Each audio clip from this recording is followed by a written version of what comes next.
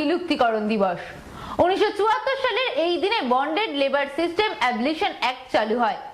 পরিযায়ী শ্রমিকদের জন্য রাজ্য সরকার ও কেন্দ্র সরকারের স্কিম এবং আইনের বিষয়ে জনসাধারণকে সচেতন করার জন্য দুটি সচেতনতা শিবিরের আয়োজন করা হয় কাঁথিতে।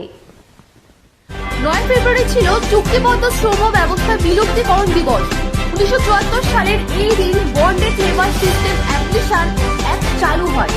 এই দিনে বিভিন্ন রাজ্যের শ্রমিকরা অন্য রাজ্যে অথবা বিদেশে গিয়ে কর্মরত হচ্ছেন। বিশেষত অসংগঠিত ক্ষেত্রে শ্রমিকরা অন্য রাজ্যে বা অন্য দেশে গিয়ে শোষণ ও বঞ্চনার শিকার হচ্ছেন। করোনা মহামারীর সময় পরিযায়ী শ্রমিকদের দুর্গতির কথা আমরা সকলেই জানি। পরিযায়ী শ্রমিকদের নিরাপদভাবে স্থানান্তরকরণ কিভাবে করা হয় সেই উদ্দেশ্যে রাজ্য সরকার ও কেন্দ্র সরকারের বেশ কিছু স্কিম এবং আইন আছে। সে বিষয়ে জনসাধারণকে সচেতন করার জন্য জেলা আইনি পরিষেবা কর্তৃপক্ষ, আন্তর্জাতিক ন্যায় মিশন ও কালচার জনকল্যাণ সমিতি নামে দুটি স্বেচ্ছাসেবী সংস্থার সঙ্গে একযোগে আজকের দিনে দুই সচেতনতা শিবির আয়োজন করে। প্রথম শিবিরটি অনুষ্ঠিত হয় দেশপ্রাণ ব্লকের বসন্তিয়া গ্রাম পঞ্চায়েত এলাকায়। মূলত ইট ভাটা শ্রমিকদের পরিবারের প্রায় 75 জন মা বোনেরা এই শিবিরে অংশগ্রহণ করেন। দ্বিতীয় শিবিরটি অনুষ্ঠিত হয় কাঁথি 1 নম্বর ব্লকের নাজিলাপুর গ্রাম পঞ্চায়েত এলাকার একটি মৎস্যকুঠিতে।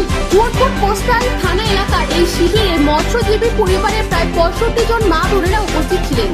এই দুই শিবিরে বিশিষ্ট ব্যক্তিবর্গের মধ্যে জেলা আইনি পরিষেবা কর্তৃপক্ষের সচিব সমরেশ বেরা, আন্তর্জাতিক ন্যায় মিশন স্বেচ্ছাসেবী সংস্থার পক্ষে শ্রী পাপন মণ্ডল, কালচার জনকল্যাণ সমিতির স্বেচ্ছাসেবী সংগঠনের পক্ষে সম্পাদক শ্রী স্বপন পন্ডা এবং শ্রম দপ্তরের পরিদর্শক শ্রী মৈনাক বসু ছাড়াও দুই গ্রাম পঞ্চায়েতের প্রধান ও উপপ্রধান এছাড়াও অন্যান্য পদাধিকারী বৃন্দ উপস্থিত ছিলেন।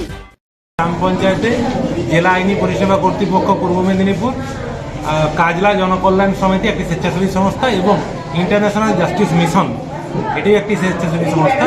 এই তিনজনের উদ্যোগে শ্রম আইনের যে চুক্তিবদ্ধ শ্রম প্রথা তার বিলুপ্তিকরণের যে আইন সেই সম্পর্কে আমরা আজকে আলোচনা করলাম। প্রচুর মানুষ উপস্থিত হয়েছিলেন গ্রাম পঞ্চায়েতে, তাদের কাছে আমরা আমাদের বিষয়গুলি তুলে ধরেছি এবং যাতে এক জায়গা থেকে অন্য জায়গায় যে শ্রমিকরা স্থানান্তরণ করেন যেটাকে পোশাকের নাম মাইগ্রেশন, সে বিষয়েও আমরা আলোচনা করেছি কিভাবে সুরক্ষিতভাবে এক জায়গা থেকে অন্য জায়গায় শ্রমিকদের স্থানান্তরণ করা যায় সে বিষয়ে আইনি দিকগুলি তুলে ধরা হয়েছে এবং এতে আশা করছি এই অঞ্চলের যে সমস্ত মানুষরা স্থানান্তরিত হচ্ছেন তারা সরকারি খাতায় তাদের নাম নথিভুক্ত করবেন এবং তাদের পাচার হয়ে যাওয়ার সম্ভাবনা অনেকটা কম হবে।